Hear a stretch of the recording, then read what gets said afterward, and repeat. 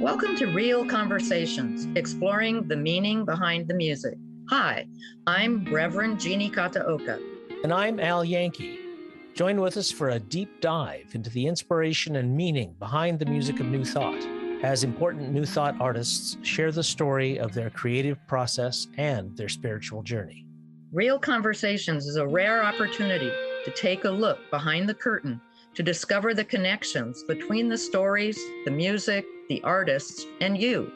So let's dive right in to Real Conversations, exploring the meaning behind the music. Well, hello. Al and I are here today with one of our favorite performers, Gary Lynn Floyd, or as Jamie Lula calls him, Floyd. He's not only a fabulous singer, pianist, and songwriter, he is, and I can vouch for him, an all-round nice guy. Today we're talking about his latest release, Present Shock, the songs of Harriett Schock. So welcome, Gary. Thank you so much. We've been trying to do this for a while, and I thank you for your patience, and I'm so glad to be here with you guys today. Well, we're delighted to be with you as well.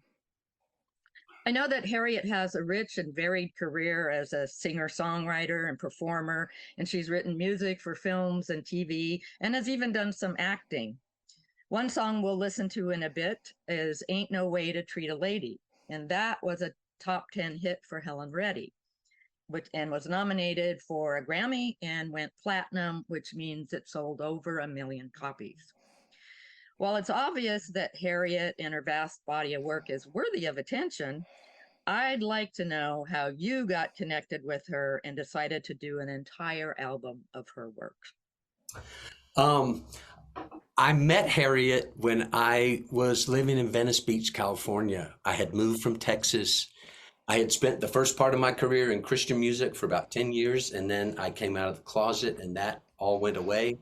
And a few years later, moved to Venice Beach to kind of start my life over, to just kind of try to figure out who I was. And after I moved to Venice Beach, I was introduced to Harriet. I had been a songwriter earlier in my life, but I hadn't written a song probably in 7 or 8 years. And Harriet is a remarkable songwriter. And not only that, she takes her knowledge and her passion for songwriting and shares it with other people and teaches them through workshops and classes. And I wound up in a workshop of Harriet's and got inspired to start writing songs again. I wrote several songs while I was in her workshops. I wound up singing background vocals for her for about 3 or 4 years in LA. So that's how I met her. So she's always had a tender spot, because I feel like I'm writing songs today because of her influence and her guidance back then, to just encourage me that I still had something to say and how to access it. And she's a fellow Texan, right? And she's a fellow Texan, so we immediately connected on that. Texans. So fast forward 25 years, we keep in touch. I mean, my life has taken me all over the country, and Harriet reaches out and says, "I've written this song about the life story of a gentleman named Harvey Brownstone. It's his coming out story. And we feel like it's, could be like a coming out anthem. And would you be willing to sing the vocal for us?" So I jumped at the opportunity, first of all, because it was Harriet, and then just knowing some of the subject matter of the song. And I got the song, started recording it. I recorded the vocals here in my shed. And I started recording, just started rehearsing the song, and I couldn't get all the way through it because it felt like my coming out story. And it's really the way that Harriet has written it. It's kind of a love story back to your parents. It's a story of a parent and a child, and I related so much to it. And I thought there was probably a reason why Harriet reached out to me to sing it, because she knew my story too. So. So that's kind of how, as a result of that, Harvey loved the song. He said, "You know what, it would be great to hear a whole album of you singing Harriet songs." And as much as I love Harriet, as much as I love her songs, and to revisit the songs that I had sung with her 25 years ago, it was just everything lined up, and it became a perfect opportunity to do a little departure from what I've been doing, original music for 10 years, and just dive into another field. And it was really great to record this whole project. That's Well, it turned wonderful. out great too. Yeah. Yeah, it did. We, I think we probably should let our listeners know where we are on the New Thought Media Network here, and this is not necessarily a New Thought album, even though Gary's a much beloved New Thought artist. So that's just a little disclaimer and fair warning, you know. That, and it's not a New Thought album, but Harriet writes from a higher consciousness level. I think she writes conscious music of someone who is falling in love, someone who's going through a breakup, someone who's losing someone, a relationship. And the level of consciousness that she writes from is very much in line with we as New Thought people. And I think that was the beauty of it too. I got to go through and just pick my favorite songs of hers to sing. So I love them all. And so where it's not really a New Thought album, it is, it's from a conscious place of showing up in the world and observing what you're going through and doing the best you can with it. Well, wonderful. Let's get started. We're going to step through the album in album order. So the first track on the album is I'm going to say it's a cute little number and touching. It's called "The Quietest Part of the Day." So we've been talking a lot. Let's let people listen to it. So here is Gary Lynn Floyd on his brand new album, Present Shock, the music of Harriett Schock, "The Quietest Part of the Day."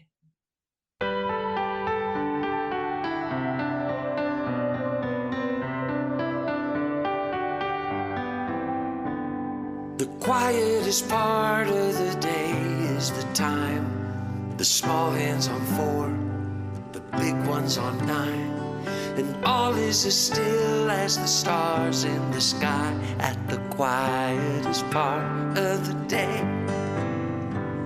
The crush of the carpet that's under my feet, the place in the floor where the boards always creak, the sound of a heart just beginning to beat at the quietest part of the day. Some people travel to New Mexico or old Idaho or farther just for a taste of what I have right here and now. So why bother? The gears of the world are in need of some grease, and gravity's hold would greatly decrease if I were just able to carry a piece of the quietest part of the day. Tomorrow the cycle will surely repeat. I'll be measurably tired and dead on my feet, but I'm perfectly happy to trade a night's sleep for the quietest part of the day. Some people like all that noise in their heads, and medicine turns down the volume. But I prefer sitting here staring instead at this empty bed in my room.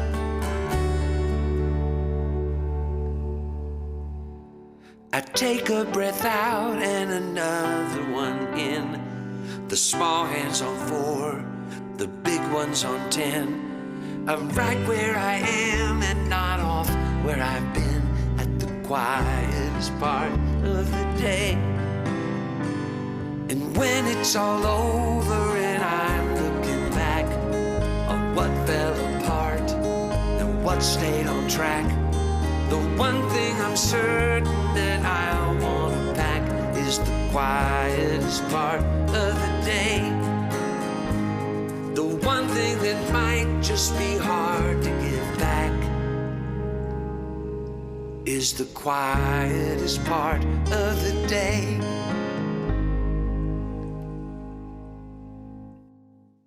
You know, Gary, that's just that's just a sweet song, you know?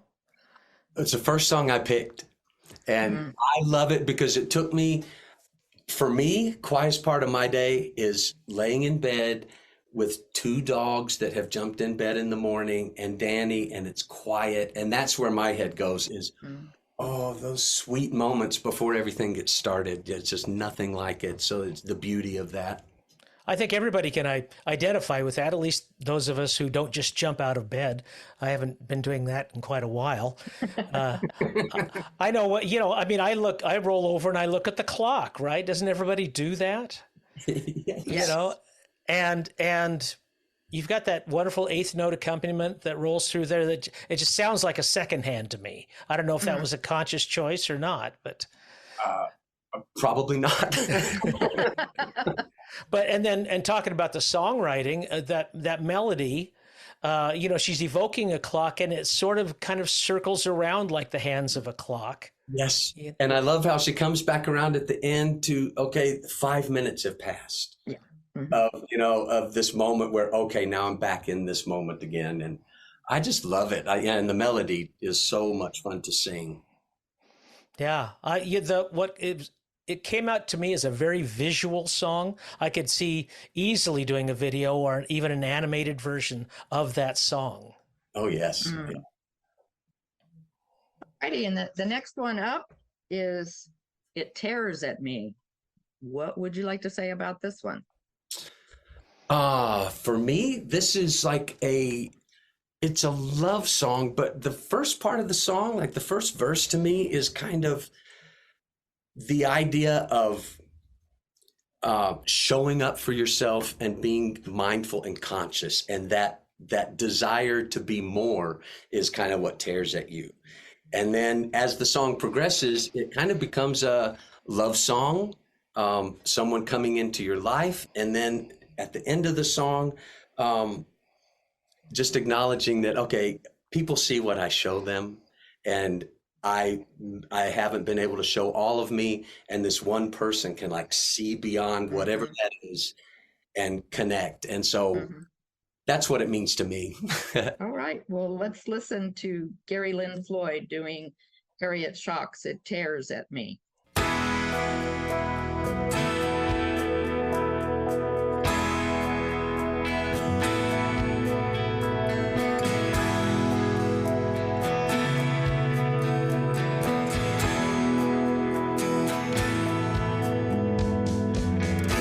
Search the world for this. Some dare call it happiness. Through planets lost and kingdoms wasted, they'll pay the cost, yeah, once they've tasted this.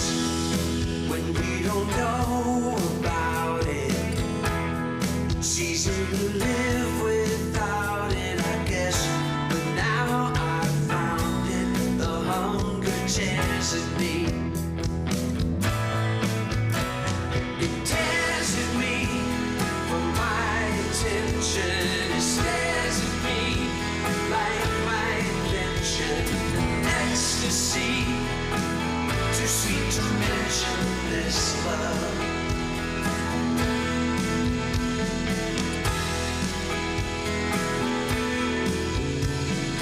You came shining like a friend in some strange safe experiment, so effortless and unsuspected, to my heart open, unprotected. Now I'm determined, baby, to go every step will take me with you. 'Cause now I found you, the power tears at me. It tears at me for my attention. It cares for me through my abstention. Ecstasy, too sweet to mention this love. People see the me I show, and it's who I am, you know. But there's a part that stays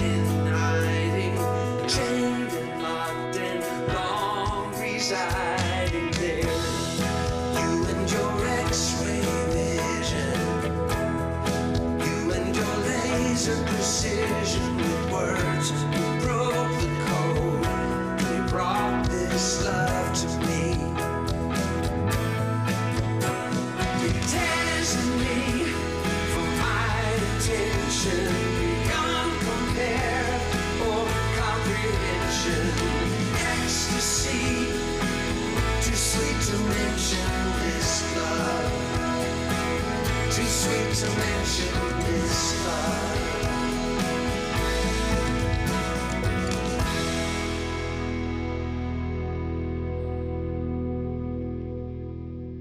Al was saying he thought the quietest part of the day was a sweet song, but as I listened to this, and I think that in the lyrics it says too sweet, and I went, and not in a bad way, not like it's icky sweet, but just, oh, that's just too sweet. That's just Sweet lovely. and yeah, those things that just, they're so beautiful you can hardly put words to them. Right.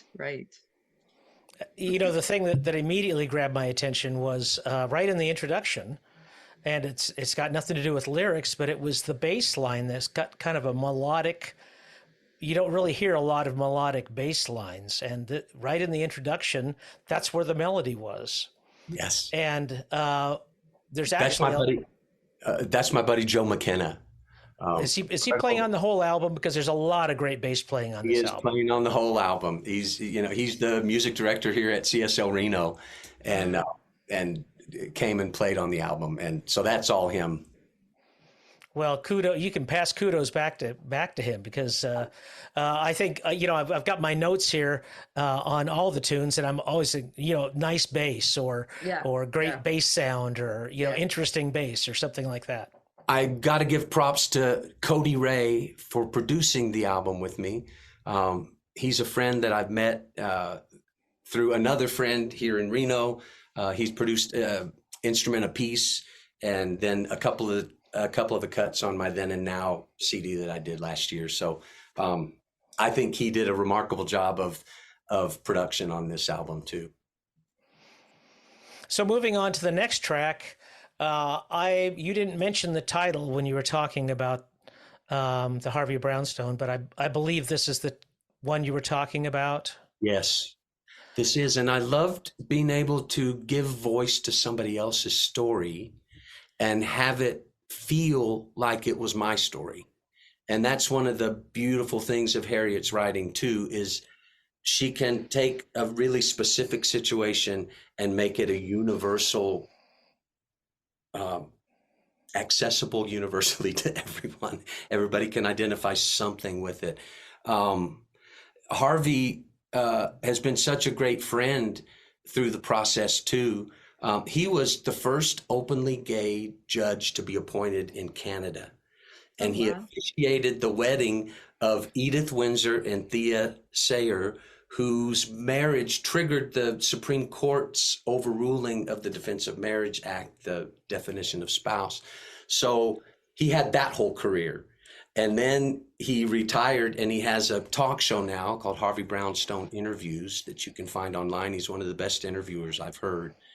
But his vulnerability in telling Harriet his story, and then being able to give voice to it was really a gift for me, because I found a lot of healing.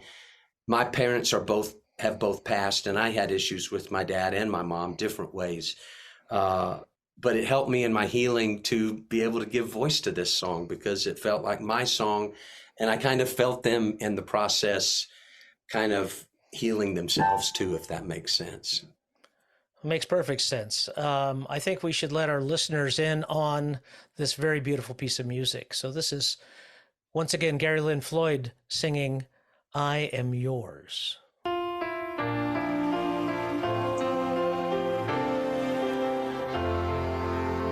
Would I have risen to the top without rejection? Had I not been abandoned and reviled? Did I do all I did simply to show you I was worth the love you gave me as a child? When you discovered I was not the son you wanted, the words you uttered truly broke my heart. You asked why you survived the Holocaust, just to watch your dreams for me all fall apart. Like a sculptor who envisioned his art one way, only to discover something else. You shattered your creation creation into pieces, thinking less of it and therefore of yourself.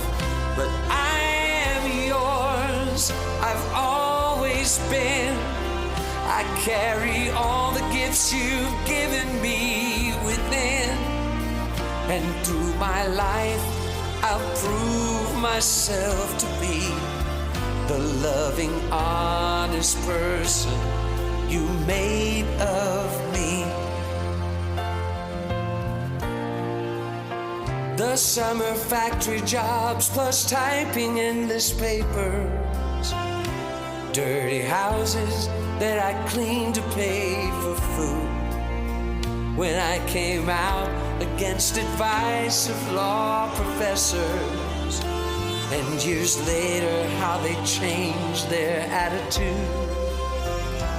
When I reached the mountaintop, you finally softened, with hugs drenched in lost time and deep regret.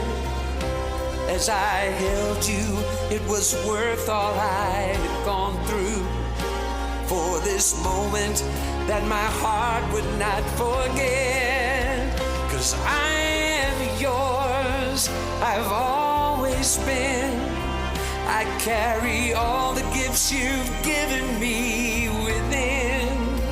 And through my life, I proved myself to be the loving, honest person you made of me. The young need to fly free and wild, but there's no chain that binds stronger or bond that lasts longer than the one that links a parent and a child. I am yours, I've always been. I carry all the gifts you've given me within. And through my life, I proved myself to be the loving, honest person you made of me.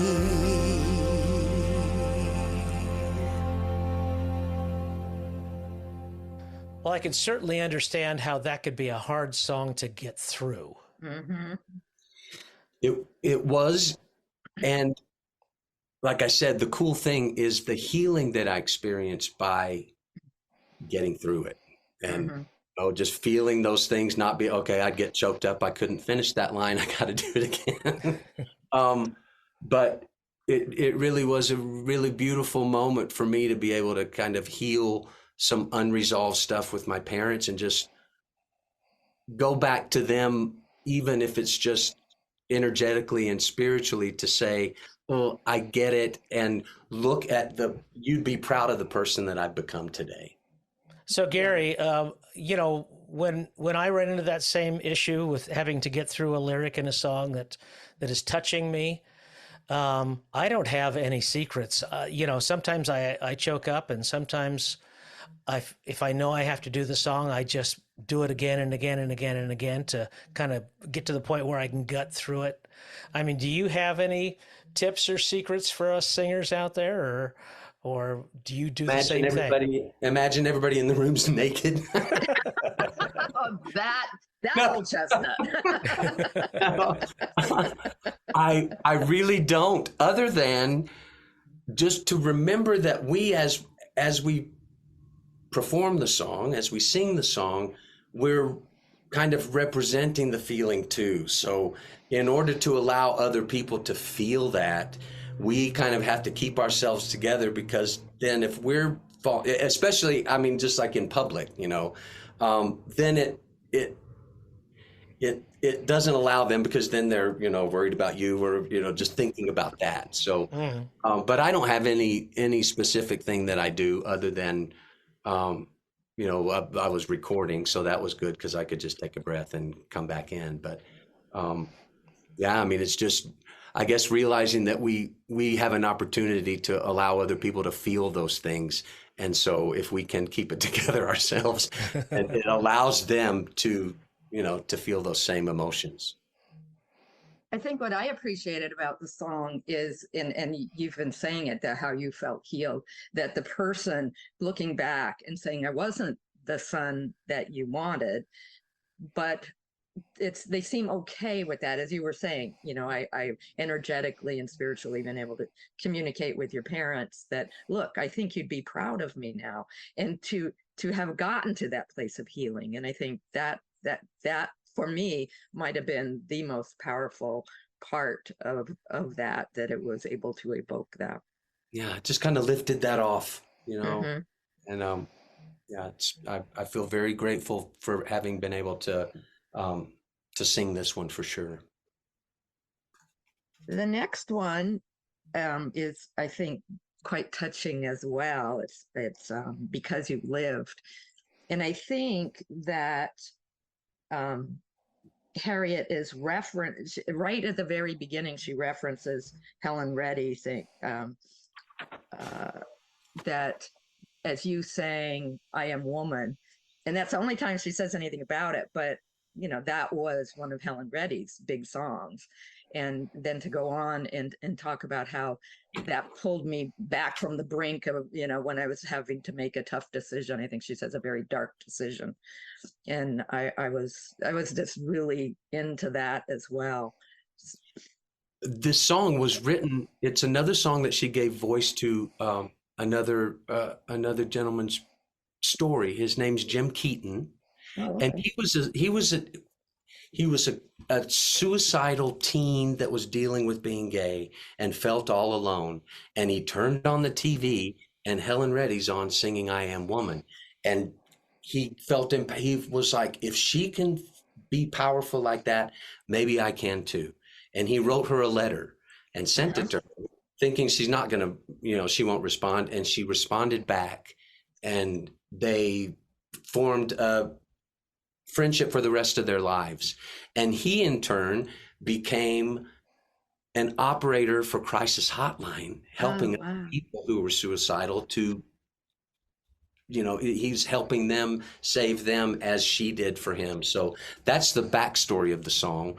And again, it was just so beautiful to be able to give voice to this story and this gratitude he has for Helen Reddy. It's kind of funny because the very first non-gospel or Christian concert I went to, my mom and dad took me to Six Flags Over Texas when I was like 12. And the concert that day just happened to be Helen Reddy.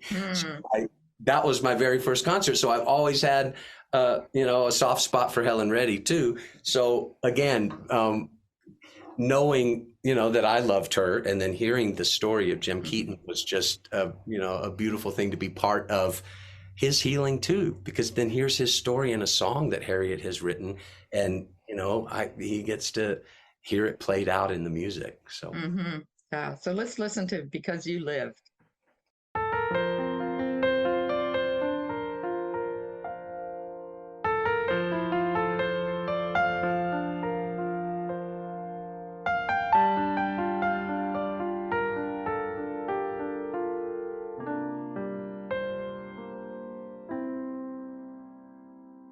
When I was on the verge of my darkest decision, you sang I Am Woman on my television.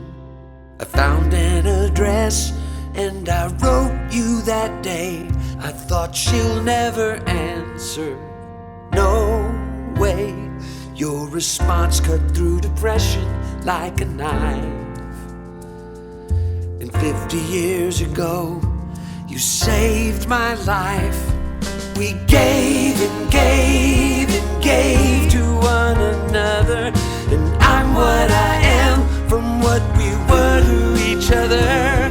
Because you lived, I live. Because you gave, I give. I built on this loving foundation. Crisis Hotline became my life's occupation. I've intervened for thousands who were withering on the vine. I saved these precious lives like you saved mine. Each day I help the broken hearts and dejected, and I do my best to make them feel respected. At night I would fill my cup at your show. You knew I'd be there, front row. And though the day I'd spent had taken quite a toll, I would get the strength to help another soul. Because you lived, I live. Because you gave, I give. I built on this loving foundation. In crisis hotline became my life's occupation. I've intervened for thousands who were withering on the vine. I saved these precious lives like you saved mine. So much I've done I wouldn't have. Life is so sweet, I just have to laugh. Memories of you and me in the car, wind in our hair, wherever we are. Your glorious voice, your beautiful face. Our friendship goes beyond time and space. We gave and gave and gave to one another, and I'm what I am from what we were to each other. Because you lived, I live. Because you gave, I give. I've intervened for thousands who were withering on the vine. I've saved these precious lives like you saved mine. In listening to this song, Gary, I wondered if, I guess you maybe already shared it a little bit, but did you have a person like that? Not that you necessarily had a dark time. I imagine you probably did, because coming out is scary, to say the least. But did you have one person? I did in a musical way. I never met her at the time, but I was a kid that would go into my room with my headphones and my little record player at the time and play Amy Grant CDs. And she was my touchstone of somebody who was oddly enough outside my box. She was, not a traditional artist like we had known them, and hearing her music, it just felt like she was giving voice to a lot of the things that I was going to. So that's why I have such a tender place for Amy Grant, because she's kind of like my Helen Reddy, even though there was the exchange, but we've been friends through her music for 40 years. So. Wow. All right, moving on down through the album here, and we're looking at Gary's release, Present Shock, the music of Harriett Schock. This one, let's just listen and then we'll talk about it. This is called You Are.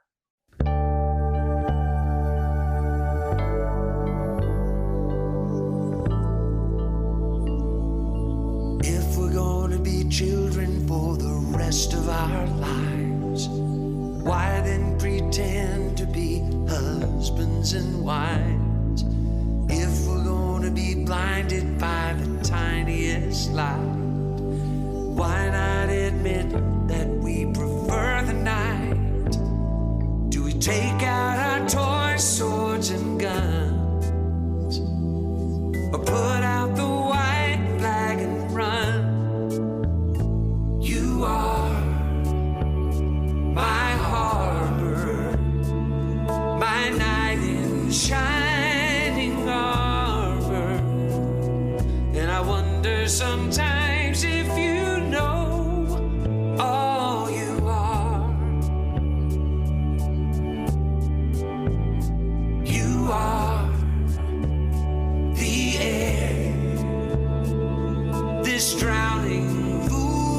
last prayer. And tonight I would kill to be where you are.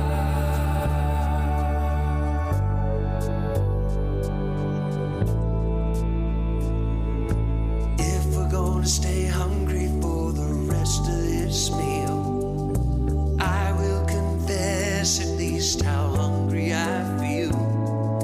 And if there's anyone listening while this tree tries to fall, please make a note, it was my heart that made this call.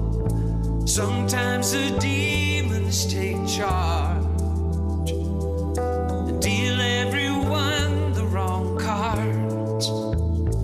You are my harbor, my knight in shining armor. And I wonder sometimes if you know all you are.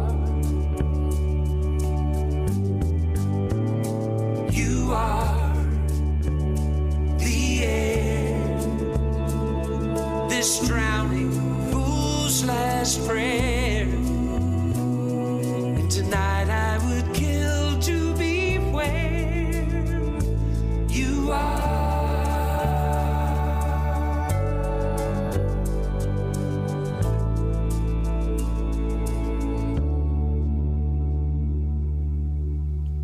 You know, just from a songwriter's point of view, I just love that turnaround on the title. You know, you are my harbor, my knight in shining armor, several other things. And then tonight I would kill to be where you are. That's beautiful. That's great songwriting right there. Yeah, I totally agree. I love this song. It's just a really beautiful love song about all the aspects of a relationship, you know, and then coming back to the love at the end, you know. Mm-hmm. Yeah. So what's Harriet up to these days? Do you stay in touch with her?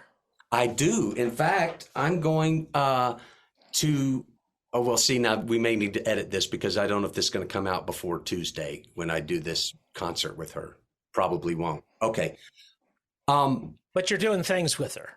I am. And Harriet is actually, there's a documentary coming out called Hollywood Town that is a documentary about her music, her songwriting, her life. It's beautiful. I've seen little clips of it, and it's just a beautiful tribute and a great look into the life and the songwriting of Harriett Schock. And they're in the phase 4 of all the production. If you want to know a little bit more about it, you can go to Indiegogo and just type in Harriett Schock, Schock, and you can find out a little bit more. But she's doing this, documentary is coming out. We'll be doing some events together. And yeah, it's just it's really cool to be back in her orbit now, you know, after we've always been in a little bigger orbit. Now we're closer in together. So it's cool to be able to explore new things with her. Hey, moving on to the next one. I mentioned it earlier, Ain't No Way to Treat a Lady. And what I got from this, and of course I listened to it with new ears from, I think it came out in the 70s, I believe. And, but I realized this is talking about friendship, or maybe something even deeper than that, but there's a reason, season, or a lifetime that, you know, that people stay together.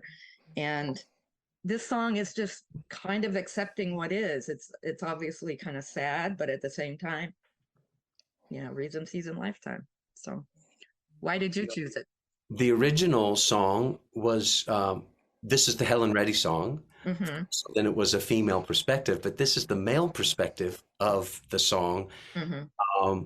And I think that it's years ago when I was in Venice Beach, Harriet had written the male version, and I did a demo for her, and it was a very, very country demo at the time. And to be able to sing it, for me, it's kind of an apology song for a guy to sing to a girl, in that it's saying, you know what, that really was not great of me to do, and I own it, and I'm sorry, and that's not Mhm. a way to treat you. And so that's kind of, you know, the sentiment of the song. And I was, where I go in my head when I recorded it, I was engaged in college Mm. because I was still, I was in a Baptist school. I was Southern Baptist. I thought, okay, if I can pray this away, maybe God can change me if I just get married. And so uh, then I graduated before she did. And so I went to Dallas, kind of figured out who I was, this was not something that was going to go away. And so I Mhm. broke up with her, but I wasn't out yet. So there was that tension of not really being able to be completely forthright, but knowing that I had to do it. And so for me, I went to that place when I was recording it of, okay, I think about that situation. Okay, I Mhm. was trying to figure myself out, and in the process, you got mixed in, and I apologize for that because you didn't deserve it. It's a wonderful way to look at it. Let's listen to, excuse me, Ain't No Way to Treat a Lady.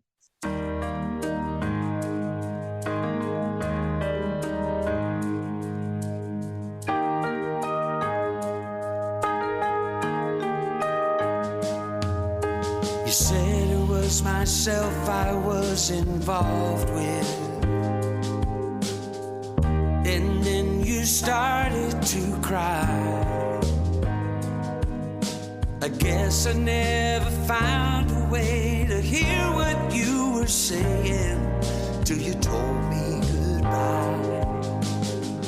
That ain't no way to treat a lady, no way to treat my baby, my woman, my friend. That ain't no way to treat a lady, no way. But maybe it's a way for us to end.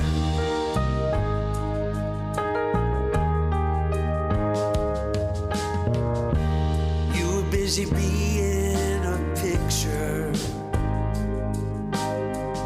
with all the colors you know, while I was busy looking into white blue mirrors and loving the show. That ain't no way to treat a lady, no way to treat my baby, my woman, my friend.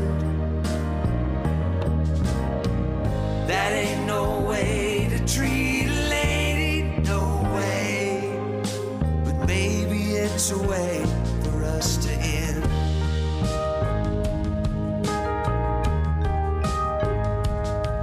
There's a funny kind of consolation keeping me sane, and I'd really like to share it while it's fresh in my brain. I see the times I never felt you loving me or needing me, but losing you now, I finally know how to feel the pain. You were looking out for my happiness while I was looking within. And before I knew, my own reflection always starts to tire me. It had happened again. That ain't no way to treat a lady, no way to treat my baby, my woman, my friend. That ain't no way to treat a lady, no way. But maybe it's a way for us to end.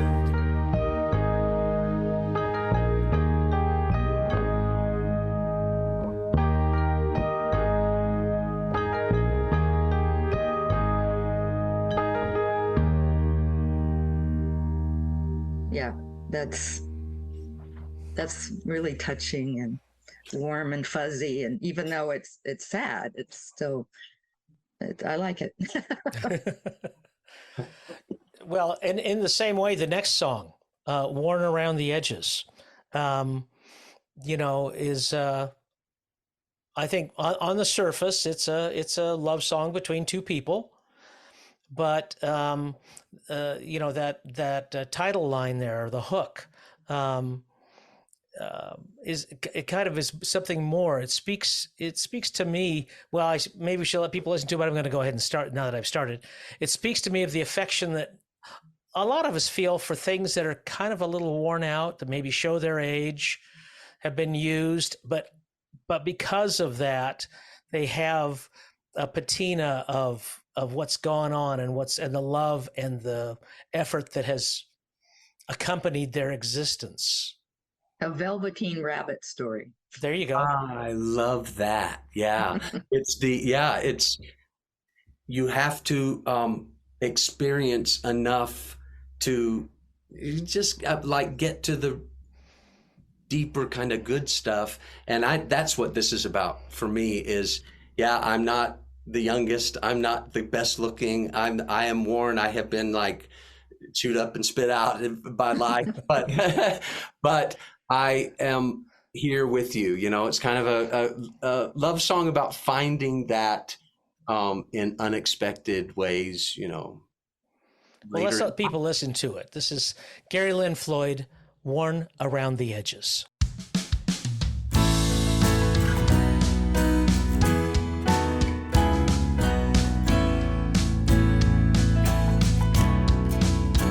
It feels so good. It feels so right. It took me years to reach tonight, but here I am, maybe a bit the worse for wear, and here you are, and maybe you don't care that love is all that I can give you. I wish that I could give you more, but the love I have to give you now is better than before. It's just a little worn around the edges, got a patch or two where it's been sewn, but I hope you take it like you would a gift made by loving hands at home.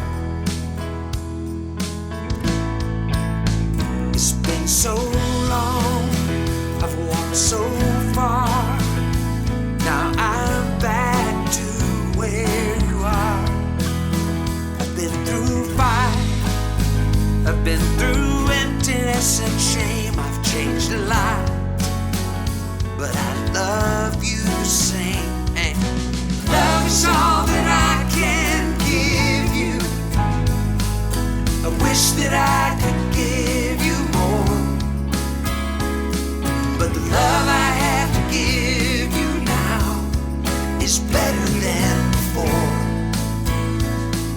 It's just a little worn around the edges, got a match or two where it's been sewn, but I hope you take it like you would a gift made by loving hands at home.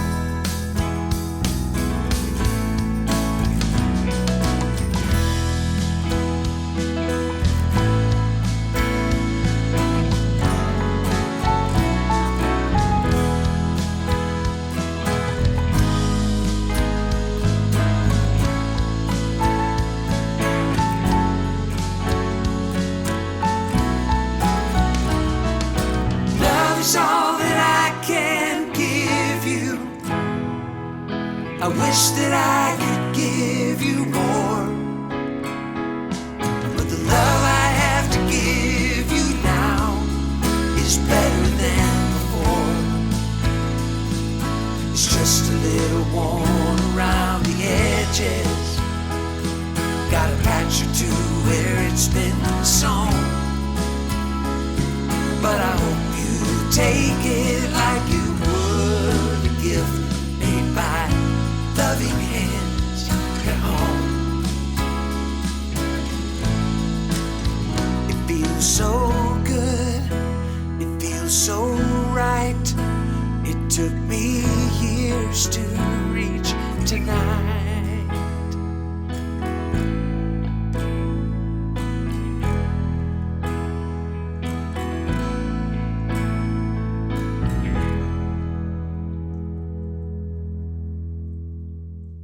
So the line is better than before, just a little worn around the edges. Uh-huh. Mhm. Yeah, better than before.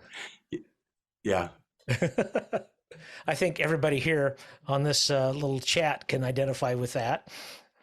Definitely. But I mean, even objects. I mean, I have some old instruments that or even maybe the feeling that I don't know if everybody gets this, but you go into like a thrift shop or a secondhand store, and it has a different vibe than going into Target or some place where everything's kind of newly manufactured.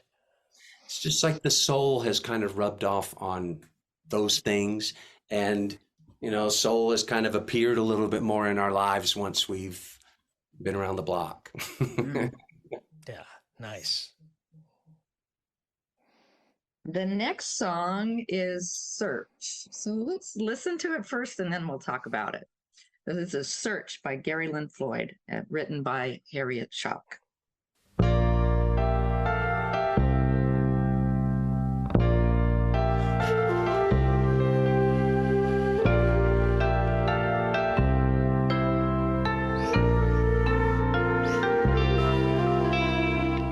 In your search for God, heaven slips through your fingers, and what you hold on to, will it comfort you when you finally wake up? In your search for God, you think you have trouble sleeping now. Love lost brings new meaning to insomnia.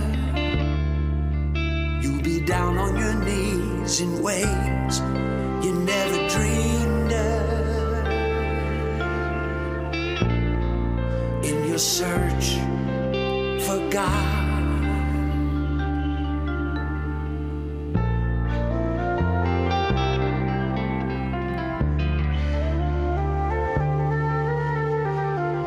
In your search for light, you still boast of the darkness, like a man who's proud to lose the world, 'cause he did it alone.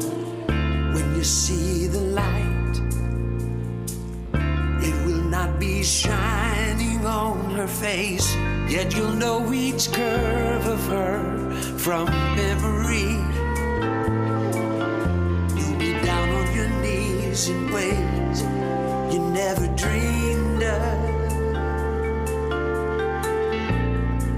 In your search for light,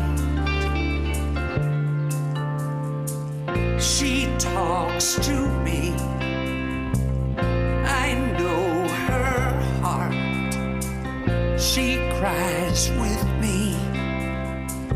She falls apart, and the best in you is hers to keep. She saw you as a dreamer. You were just asleep.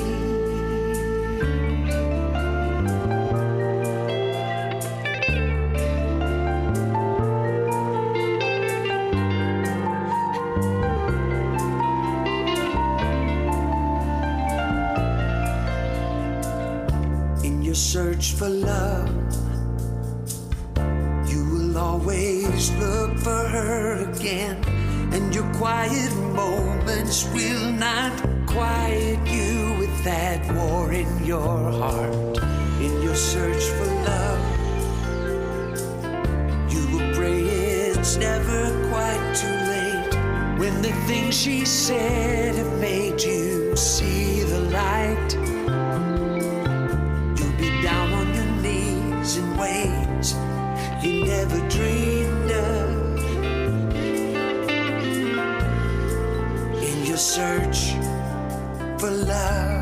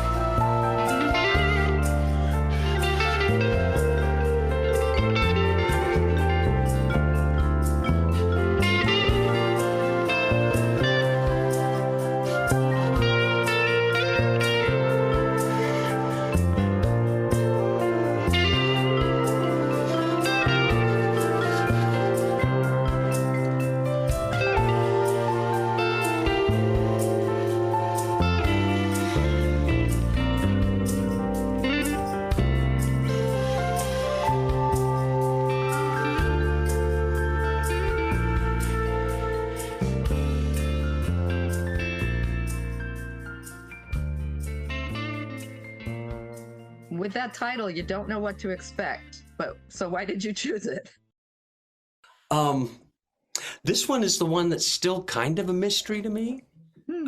As I kind of sing it more and understand why I chose it.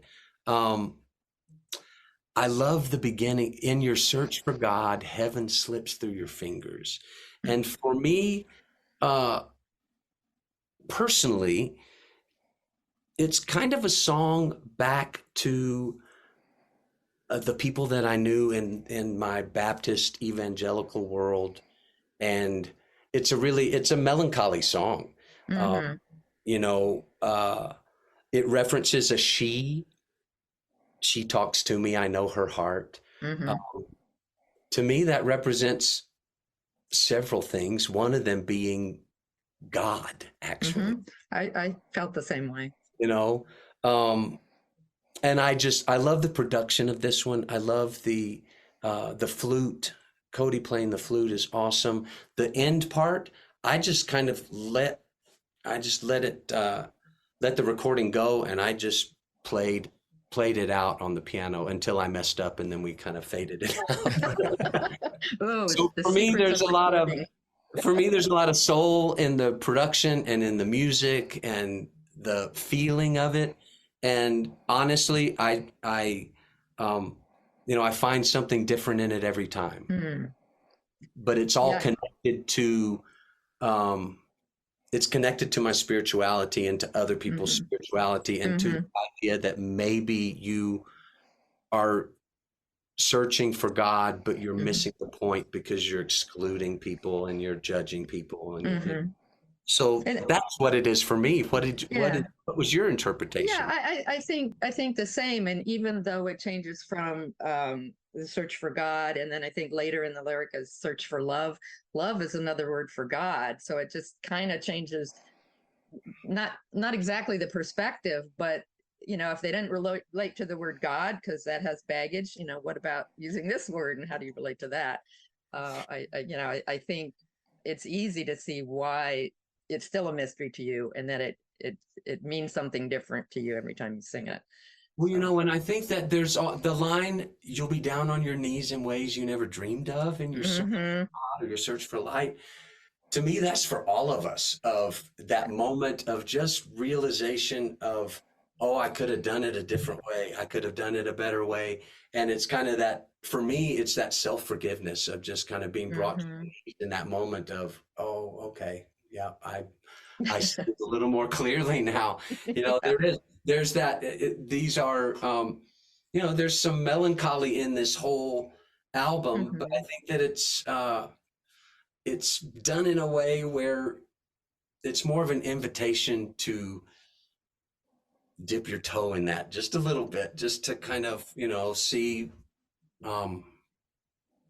if there's anything to learn from the vulnerability. Yeah, because I think you're right. It's melancholy, but it's not maudlin. It's not, poor me. It's not anything like that. It's just looking at, as you said, Harriet has a way of the things that happen to us in life and looking at them and getting to the meat of them. Yes.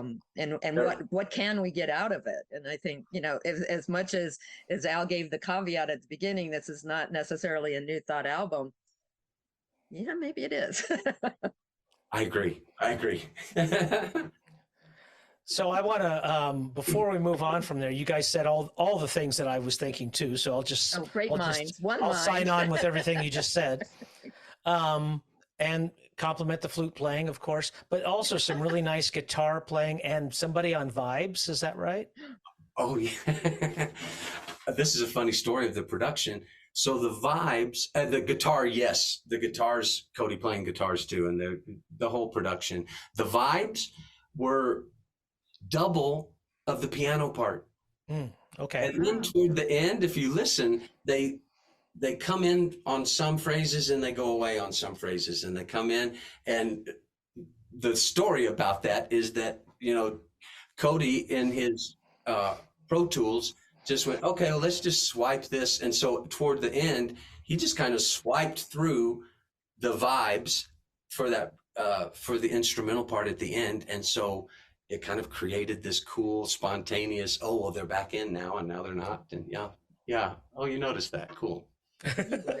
Nice, nice. That's Al. Well, I do have some questions for you about the next tune, but let's play it first. This is Mr. Green. So here's Gary Lynn Floyd, Mr. Green.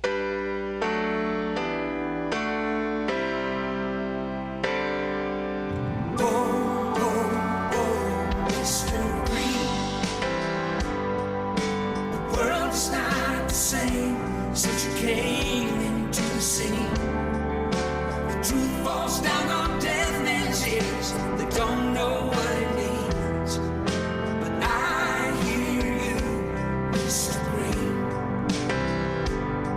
Yes, I know you, Mr. Red.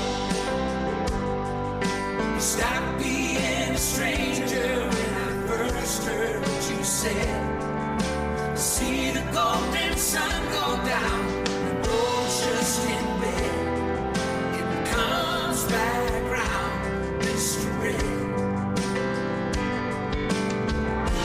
How the heart can go, oh, it's good to know what we're capable of.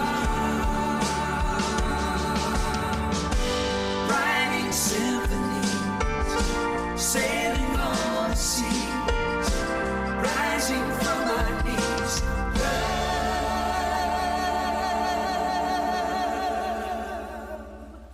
Whoa, whoa, whoa, Mr. Blue. Skies are whole lot higher off my shoulders 'cause of you. You help me look at evil closer than I wanted to. That's all right, Mr. Blue. How the heart can grow, oh, it's good to know what we're capable of. Writing symphonies, sailing on the seas, rising from our knees. Whoa, whoa, whoa, Mr. Green. You walk the open fields in places where the air is clean. I never knew how much a face I never saw green. But I know you, Mr. Green. Yes, I know you, Mr.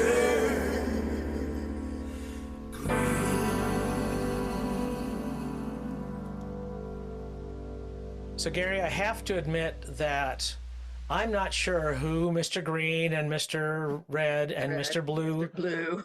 I mean, I actually listened to it a few times and had different thoughts each time. So, do you want to speak to that? Yes, I will. I'll tell you who they are for me. How about that? This is a song about our spiritual avatars, our spiritual leaders, gurus, people that we've been inspired by and who we want to emulate or inspire us to be better people. So my Mr. Green is Jesus. Just because it's the first one, and that was my first spiritual teacher that I really identified with and wanted to emulate and be like. Mr. Red for me is Buddha, because I was introduced to Buddhism through my friend Ji Singh. I met him at Unity in Dallas. We became really good friends, and he taught me. I would go to his Sangha. He came up to me the first time we met, and he was like, would you be the Gary Floyd that played at my junior high camp when I was in Baptist church? This little, Buddhist monk. That would be me. So we formed a friendship. But, I learned walking meditation. So for me, Mr. Red represented Buddha because he really inspired me.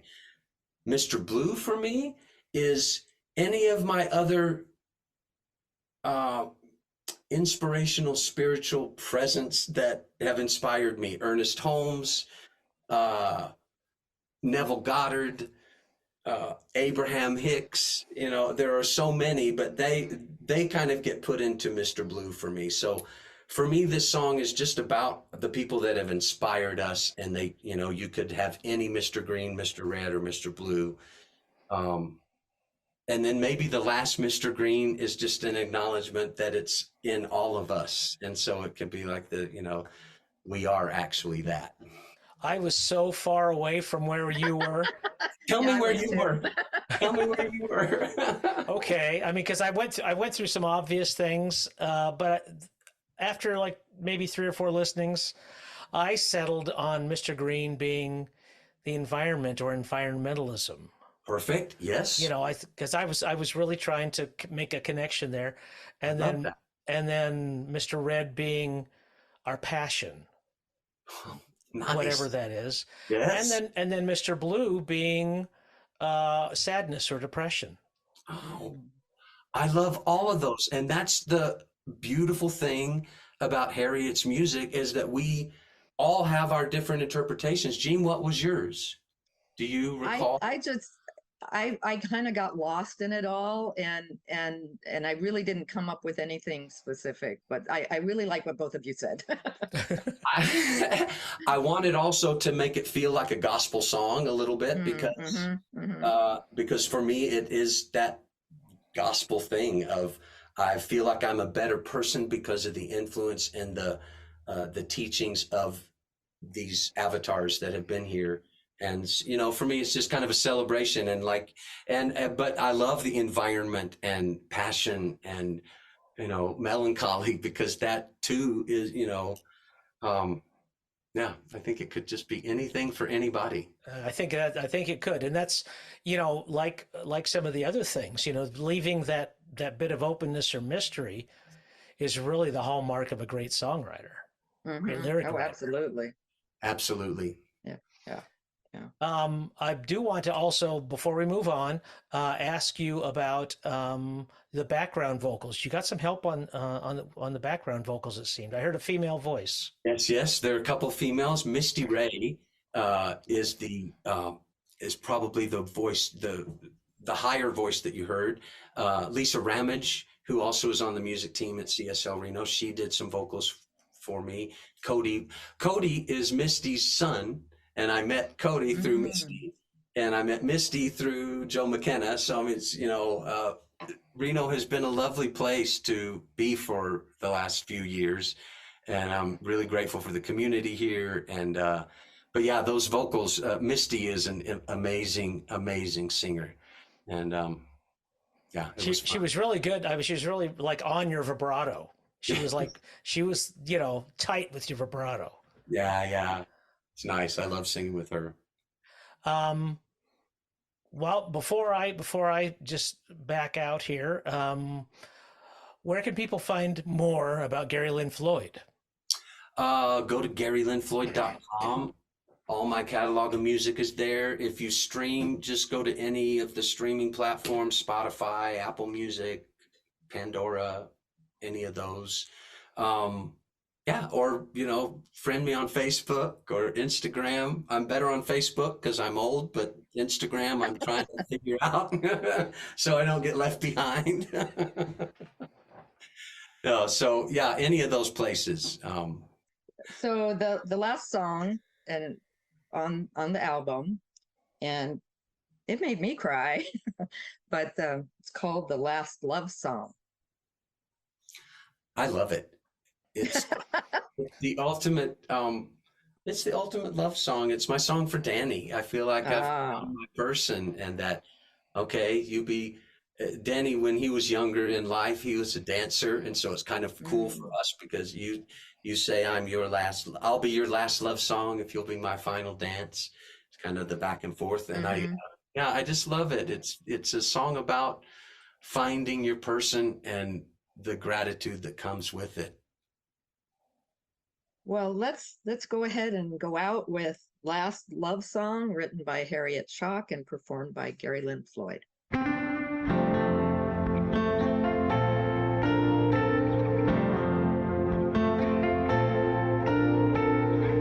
I was flying a mile a minute, never stopped, but always intended to. Sad but true, I didn't count on you.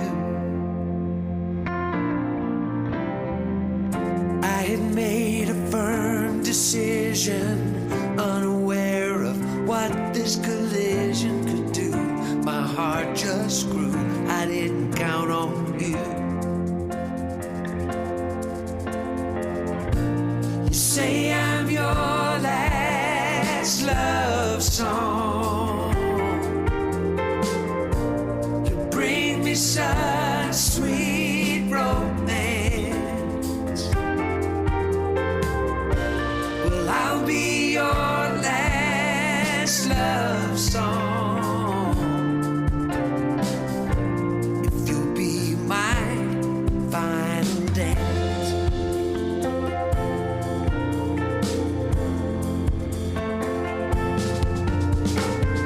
When love used to move to winter, I'd find some passionate interlude to get me through. I didn't count on you. I guess you've changed forever. The list of things I would never do, you know it's true. I count on you. You say I'm your last love song.